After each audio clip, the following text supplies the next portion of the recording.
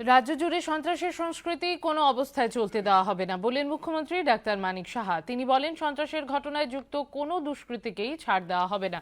মুখ্যমন্ত্রী আজ খোয়াই মহকুমার কচুবাড়ি এবং বিদ্যাবিল গ্রাম পরিদর্শন করেন। দুষ্কৃতী হামলায় ক্ষতিগ্রস্তদের সাথে কথা বলেন তিনি।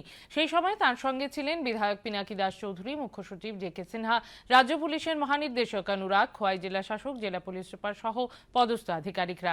মুখ্যমন্ত্রী দলের খোয়াই জেলা কার্যালয়ে আশ্রয় নেওয়া দলীয় কর্মী সমর্থকদের সঙ্গে কথা বলেন। পরে তিনি কচুবাড়ির রাজকুমার দেববর্মা এবং বিদ্যাবিলের রামগোপাল বাড়ির বিট্টু দেববর্মার বাড়িও পরিদর্শন করেন।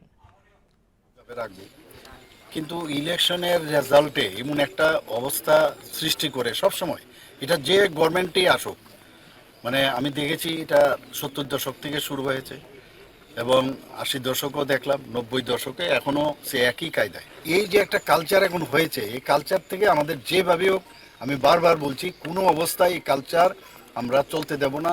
আইনের শাসন এখানে আছে, আইন তাহলে কিসের জন্য? মানুষকে যদি প্রোটেকশনই না দিতে পারি আমরা, তাহলে কি করে হবে? এর জন্য আজকে আমি সব জায়গায় আমি যাচ্ছি।